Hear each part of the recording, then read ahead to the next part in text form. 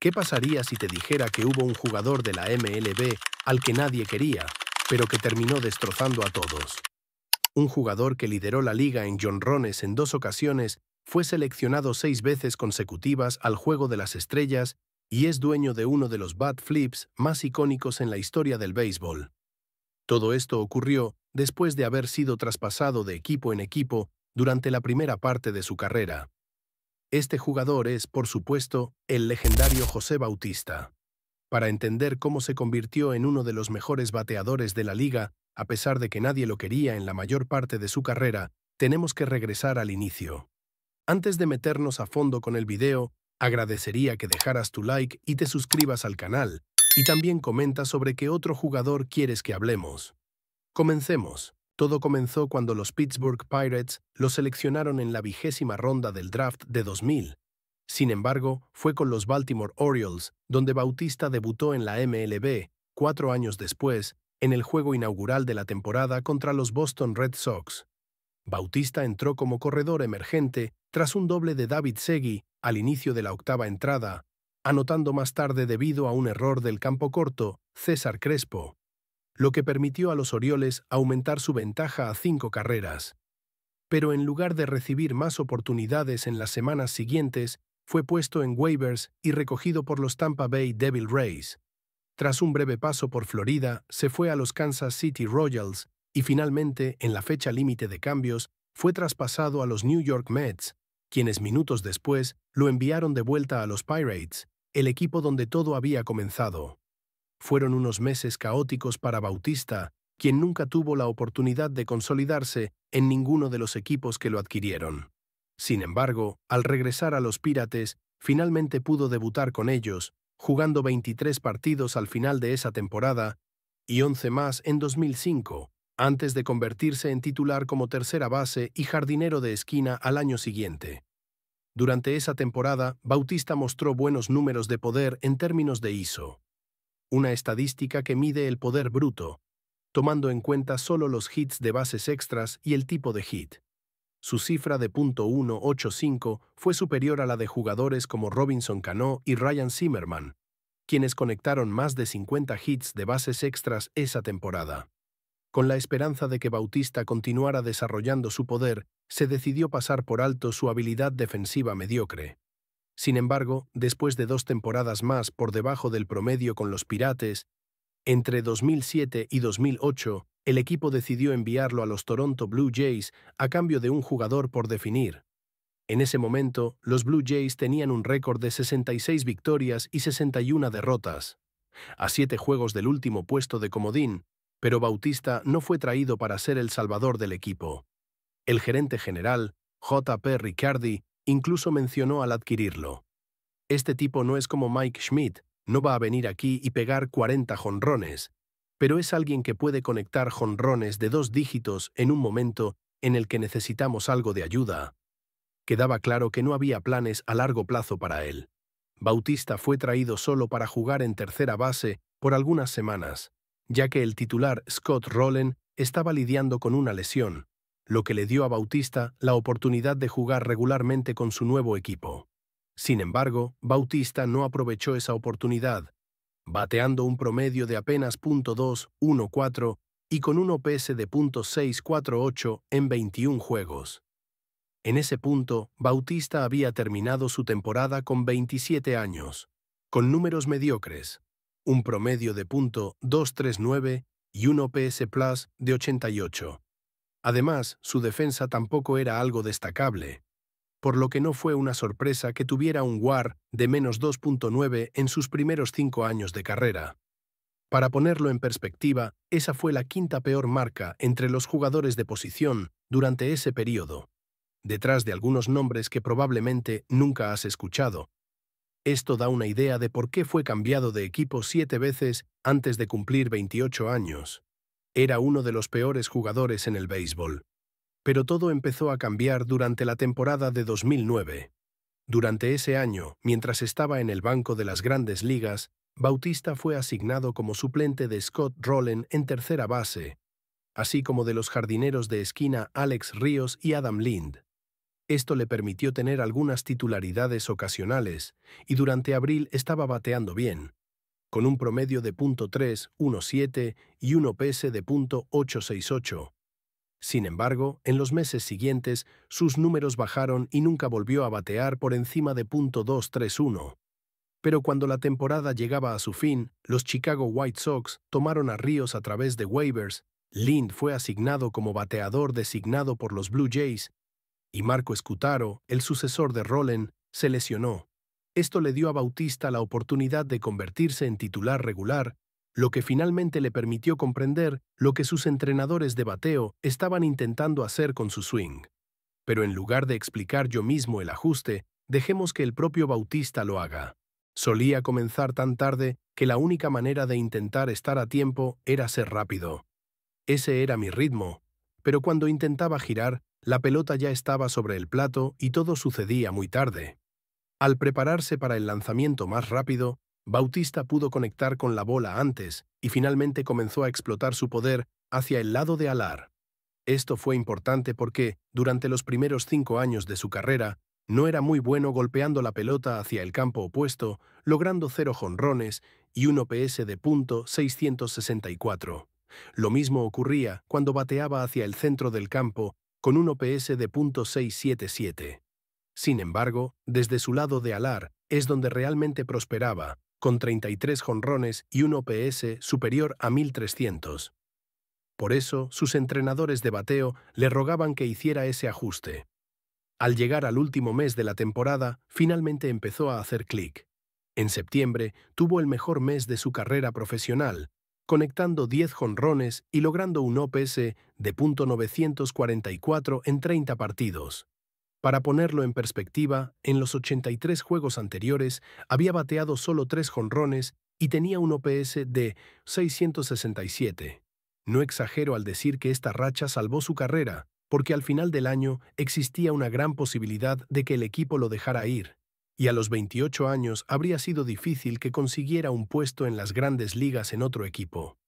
Pero en lugar de eso, después de su éxito tardío en la temporada, los Blue Jays optaron por renovarlo por $2.4 millones antes de la temporada 2010. Y, como todos sabemos, esa no fue una campaña cualquiera. Durante la temporada 2010, los Blue Jays habían cambiado a futuros miembros del Salón de la Fama como Scott Rowland a los Cincinnati Reds y a Roy Halladay a los Philadelphia Phillies. Debido a esto, no había grandes expectativas para el equipo, especialmente en la competitiva Liga Americana Este. Para Bautista, la temporada 2010 lo fue todo. Después de estar cerca de ser despedido, este era el año decisivo para ver si podía convertirse en un activo valioso para un equipo de grandes ligas o si su fuerte final en 2009 había sido solo una casualidad. Esa era la opinión general, especialmente después de su flojo abril, cuando bateó solo 214 con un OPS de 741. Sin embargo, el resto de la temporada fue suyo. En mayo, lideró a los Blue Jays a un récord de 19-10, al conectar 12 jonrones y registrar un OPS cercano a 1200. Luego, el 22 de junio, tuvo una noche de 2 jonrones contra los St. Louis Cardinals, superando la marca de 20 jonrones por primera vez en su carrera, logrando esto en menos de 3 meses de temporada. Al llegar al Juego de las Estrellas, a pesar de batear solo .237, sus 24 jonrones eran la mayor cantidad en todo el béisbol, por encima de algunos de los bateadores más poderosos como Adam Dunn y Miguel Cabrera. Además, su poder aislado de .306 también era el mejor de la liga, lo que demostraba aún más que su poder finalmente estaba empezando a materializarse. Todo esto culminó con su primera participación en el Juego de las Estrellas como reserva, un logro que muchos no creían posible al comienzo de la temporada. Esto hizo que el mundo del béisbol comenzara a hablar de la sorpresiva ascensión de José Bautista al estrellato. Pero, en lugar de conformarse con lo que había logrado en la primera mitad de la temporada, Bautista quería más. Quería terminar el año como el líder de jonrones y ganar el premio MVP. Así que, después del Juego de las Estrellas, subió aún más su nivel. Quizás su mejor actuación de la temporada llegó el 23 de agosto, cuando se adueñó del juego con un jonrón de 2 carreras que puso a su equipo por delante frente a Ivan Nova. Sin embargo, Nova no se tomó bien la situación y, en represalia, lanzó una bola rápida alta en la sexta entrada, tumbando a Bautista. En su estilo característico, Bautista no lo tomó a la ligera y le lanzó una mirada, lo que provocó que se vaciaran los banquillos. Aún así, Bautista tendría la última palabra, conectando el jonrón ganador en la octava entrada frente a David Robertson. Después de enviar la bola fuera del estadio, Bautista se tomó su tiempo, recorriendo las bases en 28 segundos, lo que provocó una gran ovación de los fanáticos de los Blue Jays. Y su gran rendimiento no terminó ahí.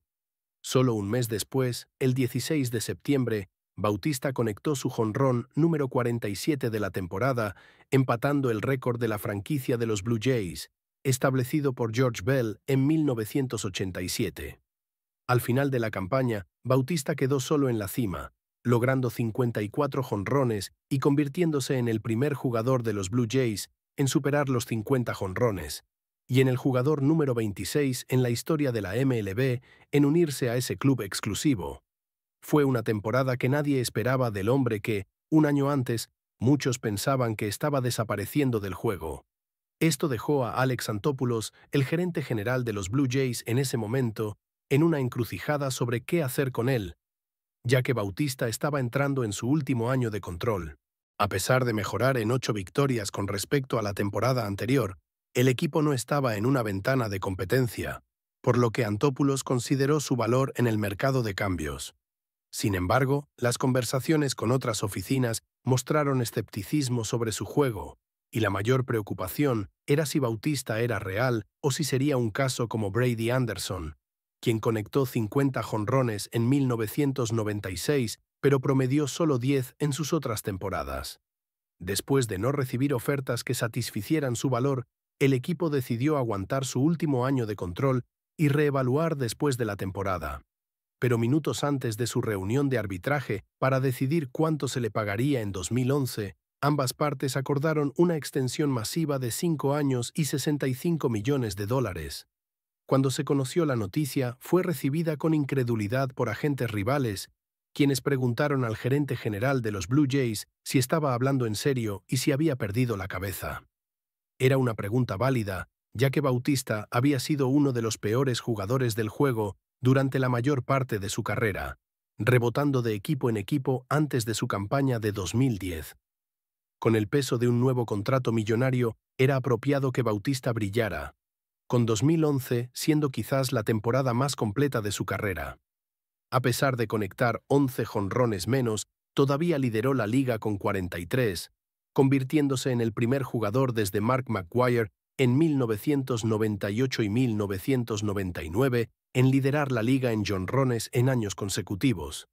Durante años consecutivos, Bautista mejoró su promedio de bateo en 42 puntos, su porcentaje de envasado en 69 puntos, su OPS en 61 y su OPS Plus en 18.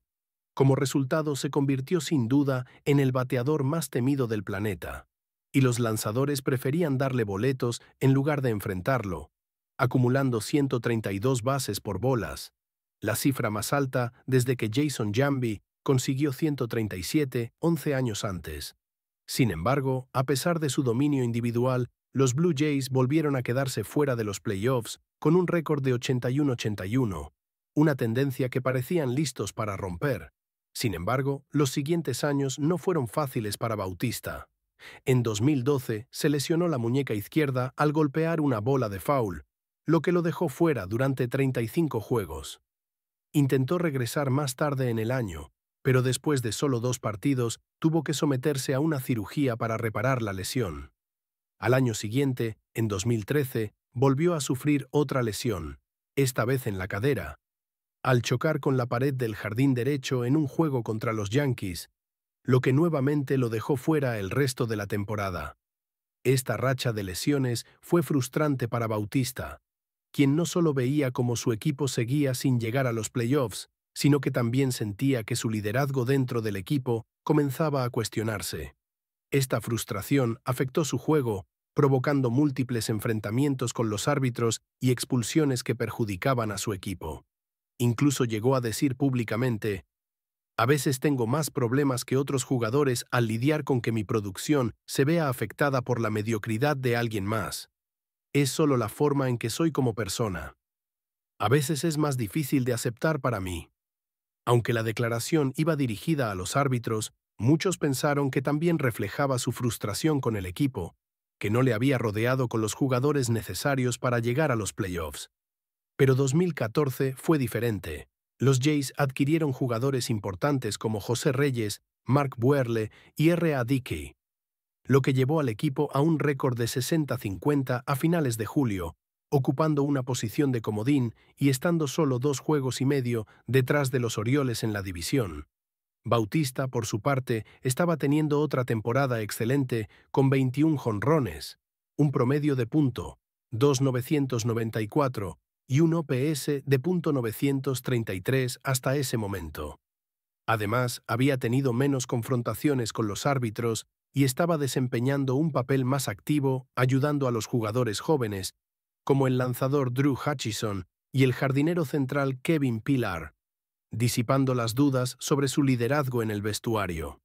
Sin embargo, hacia el final de la temporada, los Jays comenzaron a derrumbarse, terminando con un récord de 23-29 en los últimos 2 meses y quedando fuera de los playoffs por 5 juegos. Esto molestó mucho a Bautista, quien criticó la incapacidad del equipo para hacer adquisiciones significativas en la fecha límite de cambios. La única transacción importante fue la llegada de Danny Valencia, que no tuvo el impacto deseado. Esto explicaba, en parte, por qué el equipo colapsó y por qué jugadores como Bautista estaban frustrados. La siguiente temporada, 2015, fue diferente. Los Jays adquirieron a Josh Donaldson y al receptor Russell Martin, construyendo una de las alineaciones más temibles de la MLB. Aunque el equipo estaba luchando para mantener un récord positivo en la fecha límite de cambios, no era por falta de ofensiva. Las adquisiciones de Troy Tulowitzki, David Price y LaTroy Hawkins revitalizaron al equipo, que terminó con un récord de 93-79, coronándose campeones de la División Este por primera vez desde 1993. Finalmente, el béisbol de playoffs regresó a Canadá y los fanáticos de los Blue Jays en el Rogers Center estaban a punto de presenciar una de las series divisionales más emocionantes en la historia reciente del béisbol. Después de remontar una desventaja en la serie contra los Rangers, Bautista protagonizó uno de los momentos más icónicos en la historia del béisbol cuando conectó un jonrón decisivo en el 5º juego, sellando su lugar en la leyenda de los Blue Jays y marcando su lugar como una de las figuras más queridas y temidas en la franquicia. La carrera de José Bautista tuvo un final un tanto discreto en comparación con los momentos de gran éxito que vivió en su pico con los Toronto Blue Jays. Tras su histórica etapa en Toronto, donde fue el rostro de la franquicia y protagonista de momentos memorables como su famoso bat flip en los playoffs de 2015, su rendimiento comenzó a declinar debido a la edad y las lesiones.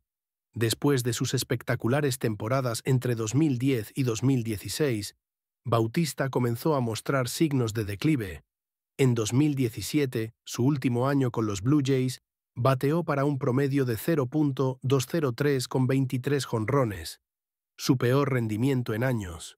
Aunque seguía siendo un jugador productivo en cuanto a poder, su tasa de ponches aumentó significativamente y ya no era el bateador temido de años anteriores. Al final de esa temporada, Toronto optó por no renovar su contrato, lo que puso fin a su tiempo con los Blue Jays tras una década. En 2018, Bautista intentó alargar su carrera y firmó contratos de corta duración con varios equipos de las grandes ligas. Atlanta Braves. Bautista empezó la temporada con los Braves, firmando un contrato de ligas menores. Fue promovido al equipo principal en mayo para jugar en la tercera base, una posición que había jugado al inicio de su carrera. Sin embargo, después de solo 12 partidos, con un promedio de bateo de 0.143, los Braves decidieron liberarlo. New York Mets. Poco después, Bautista firmó con los Mets, donde tuvo un mejor rendimiento que en Atlanta, bateando para 0.204 con 9 jonrones y 37 carreras impulsadas en 83 juegos. Aunque mostró destellos de su antiguo poder, su rendimiento general seguía siendo inconsistente. Philadelphia Phillies. Hacia el final de la temporada 2018, Bautista fue transferido a los Phillies para ayudar en su búsqueda de playoffs.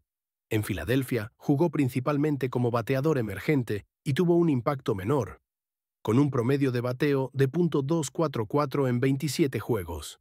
A pesar de su voluntad de seguir jugando y su capacidad para aún contribuir de manera ocasional, a los 38 años, estaba claro que su tiempo en las grandes ligas estaba llegando a su fin.